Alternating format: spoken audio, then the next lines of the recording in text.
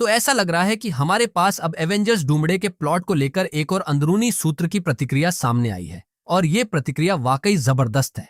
इसके साथ ही हमें यह भी पता चला है कि एवेंजर्स डूमडे और एवेंजर्स सीक्रेट वॉर्स की कहानी से असल में क्या उम्मीद करनी चाहिए। यह खबर मेरे लिए बेहद रोमांचक है। कल ही हमें डिज्नी के कुछ एग्जीक्यूटिव्स की पहली प्रतिक्रियाएं मिली थीं, और अब क्रिप्टिक HD क्वालिटी नाम के एक अंदरूनी सूत्र ने एवेंजर्स डूम्सडे की कहानी को लेकर कुछ नई जानकारियां शेयर की हैं।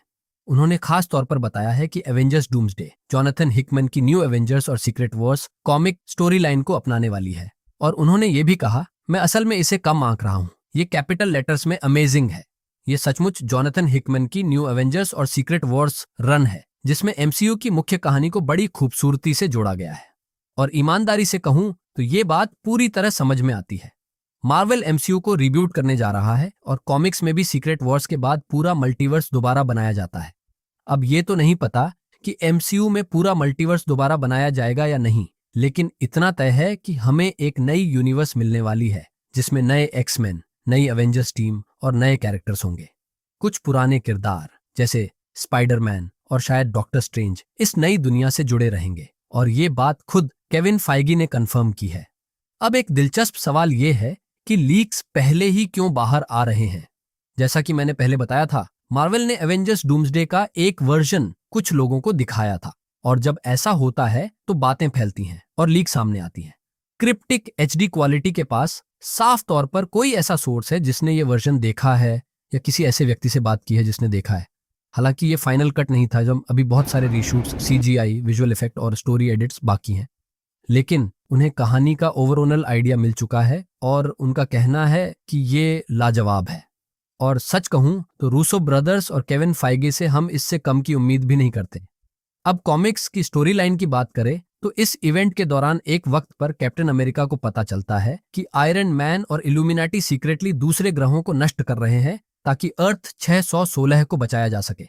यह जानने के बाद कैप्टन अमेरिका आयरन मैन को एवेंजर्स का दुश्मन घोषित कर देता है, और दोनों की लड़ाई अंतिम इनकर्जन तक चलती रहती है, जहां एंड में दोनों की मौत हो जाती है।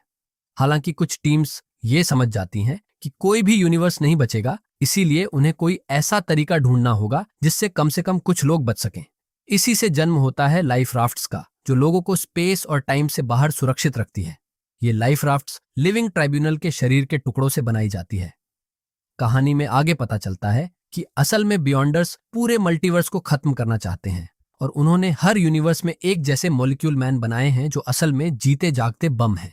डॉक्टर डूम मॉलिक्यूल मैन के साथ मिलकर इन बियॉन्डर्स को रोकने की कोशिश करता है, लेकिन उल्टा इससे पहली इनकर्जन शुरू हो जाती। आखिरकार डूम को एहसास हो जाता है कि पूरा मल्टीवर्स बचाया नहीं जा सकता, तो वो तय करता है कि अगर सब कुछ नहीं बच सकता तो कम से कम एक दुनिया तो बचाई जाए। यहीं से जन्म होता है बैटल वर्ल्ड का। मुझे लगता है कि एवेंजर्स डूम्सडे में भी सभी को पता चल जाएगा कि इनकर्जन शुरू हो चुकी हैं। रीड रिचर्ड्स, शोरी और बीस्ट जैसे जीनियस समझ जाएंगे कि मल्टीवर्स को बचाया नहीं जा सकता, सिर्फ उससे बचा जा सकता है।